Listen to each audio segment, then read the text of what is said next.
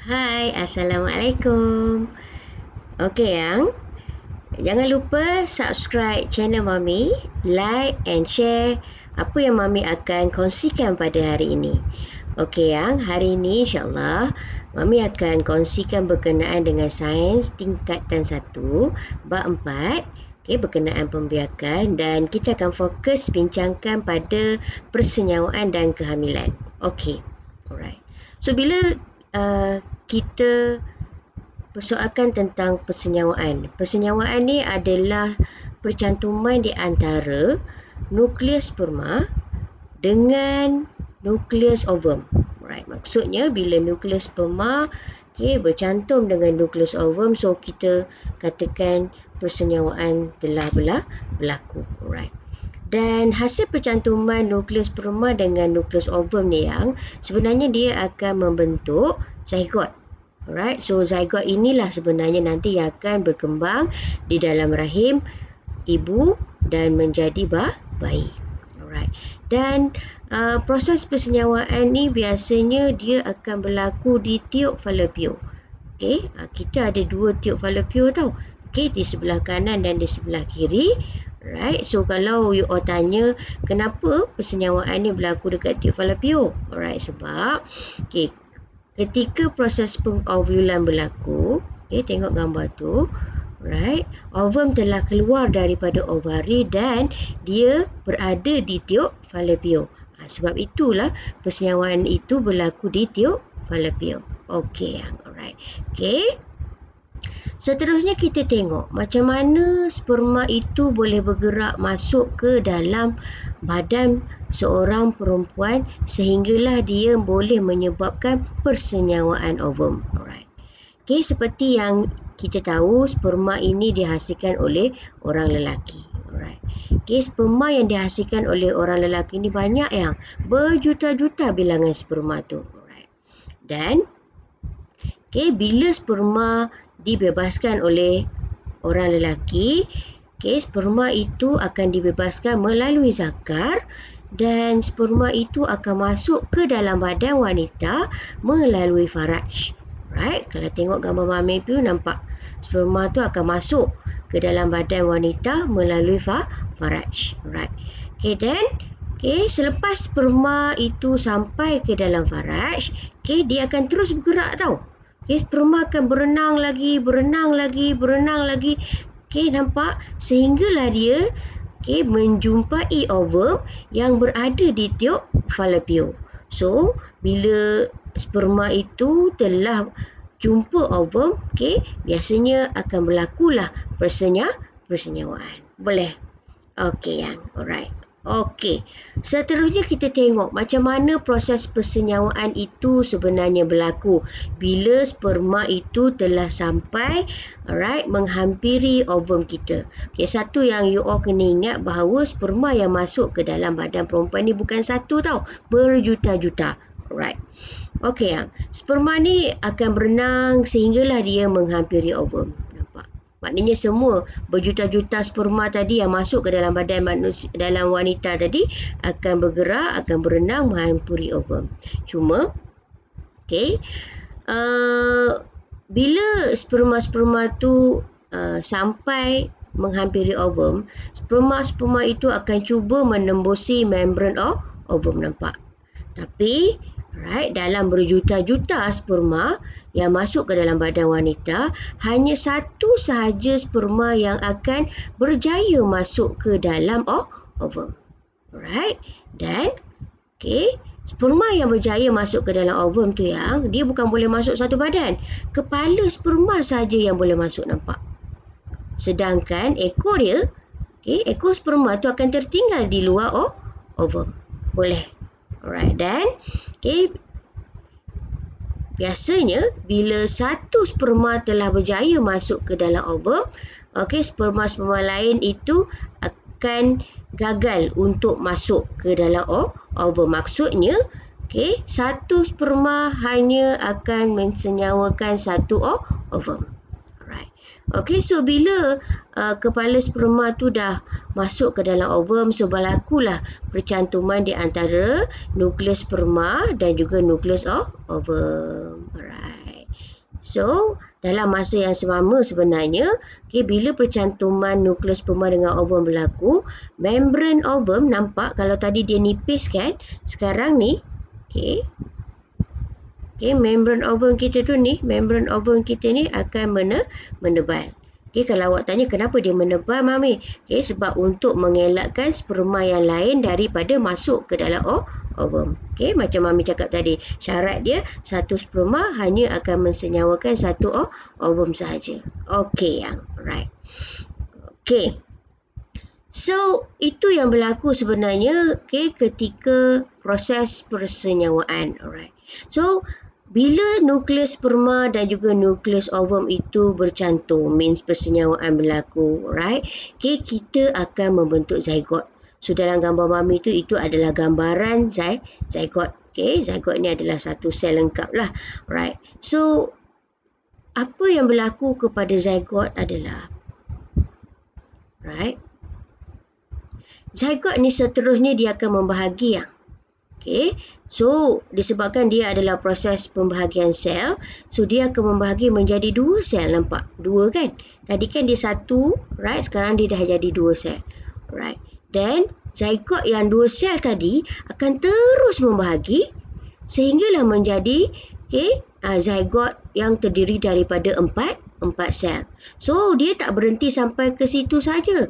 Right? So, zygote ini akan terus membahagi lebih banyak sehinggalah dia membentuk satu gumpulan sel. Nampak? Okay, zygote kita sekarang terdiri daripada gumpulan sel. Maknanya terdiri daripada beribu-ribu sel di situ. Right. Okay, yang.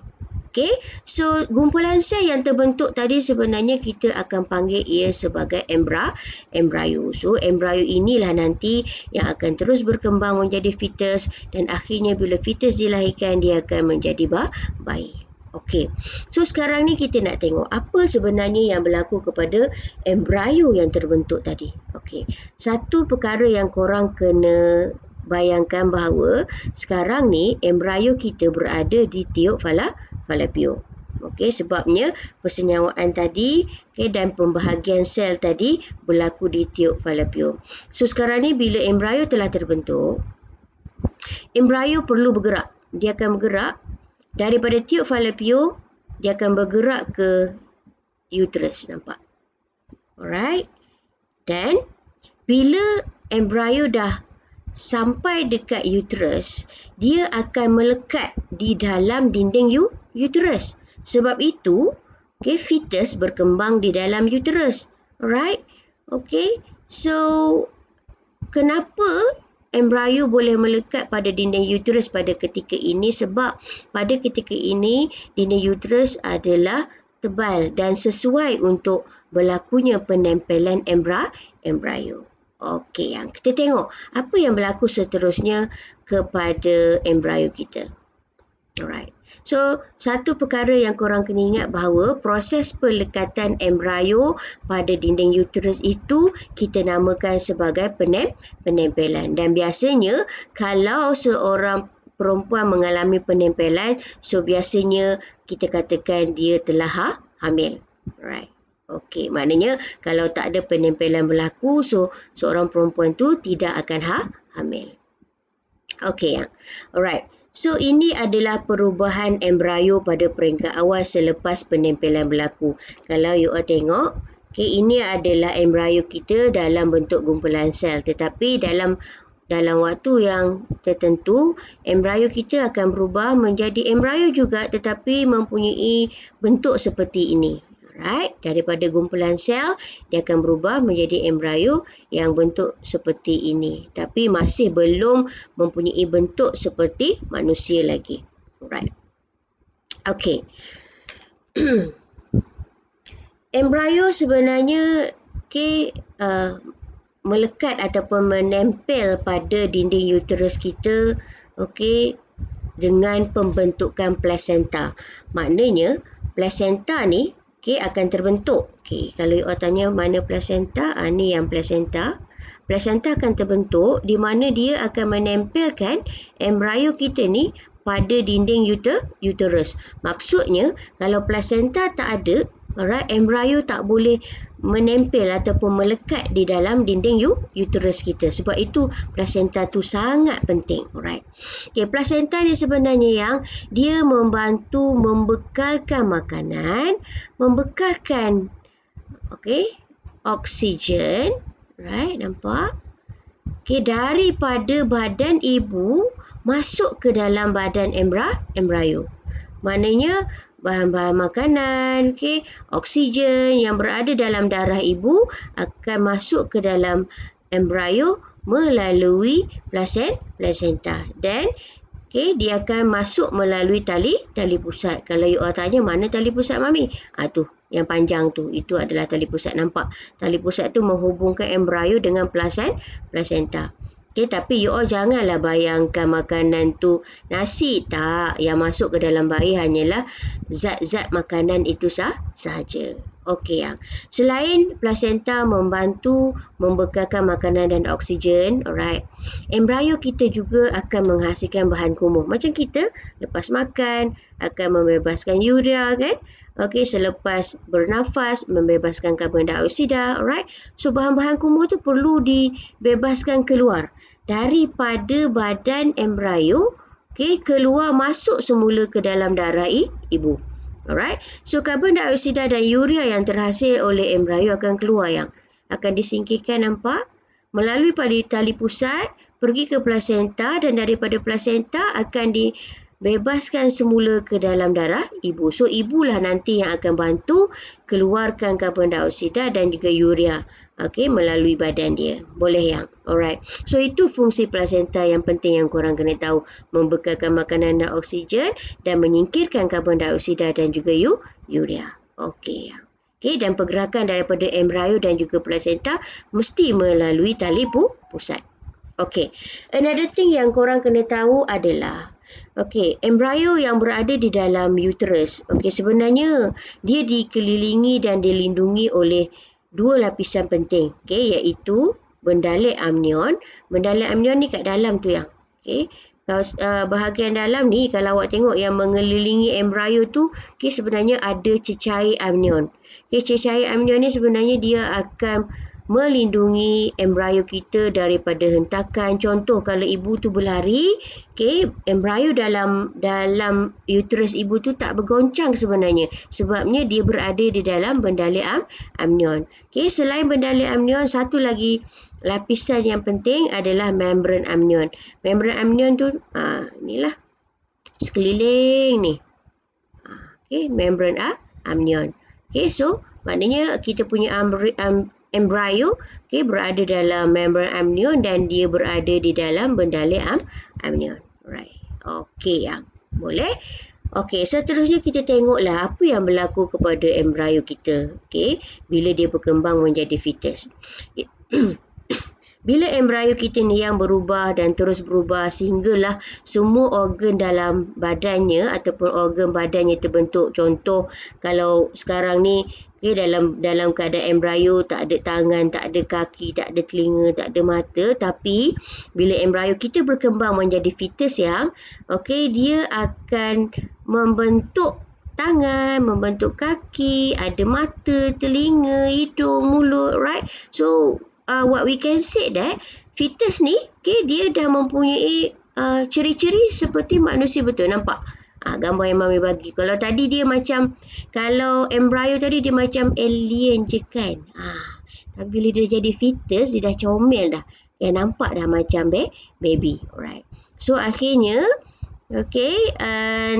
alright. Sebelum tu, tempoh daripada persenyawaan sehinggalah kelahiran bayi tu yang itu kita panggil sebagai tempoh kehamilan.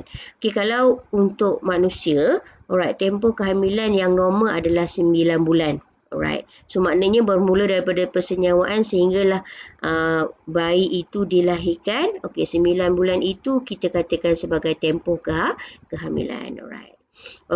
So selepas 9 bulan means di akhir tempoh kehamilan. Fetus kita ni dia akan bergerak tau. Kalau mula-mula tadi, kepala dia duduk dekat atas contoh. kepala dia dekat bahagian atas rahim ni, tapi bila di akhir tempoh kehamilan, maksudnya bila sampai bulan ke-9, fetus ni akan bergerak dan dia akan berpusing. Bila dia berpusing, dia akan pastikan kepala dia berada dekat cervix. Sebabnya nanti baby ni akan keluar melalui cervix, keluar melalui faraj dan keluar daripada badan ibu dia, nampak. Right? So sebab itulah dia perlu berpusing dan berada dalam kedudukan seperti dalam gambar tu. Alright. Kepala di bawah. So akhirnya baby kita ni akan dilahirkan. So fetus kita bila dia lahir, kita akan panggil dia sebagai baby. Alright. Comel kan baby mami kat sebelah tu. Tapi baby mami yang kat rumah ni dah tua, dah besar-besar dah. Alright. Yang right. So Mami rasa itu sahaja untuk kali ni. Jangan lupa subscribe channel Mami, share dan like apa yang Mami telah kongsikan pada hari ini. Kalau ada apa-apa boleh komen, dan yang paling penting, stay safe at home. Alright. Salam sayang semua. Assalamualaikum. Bye.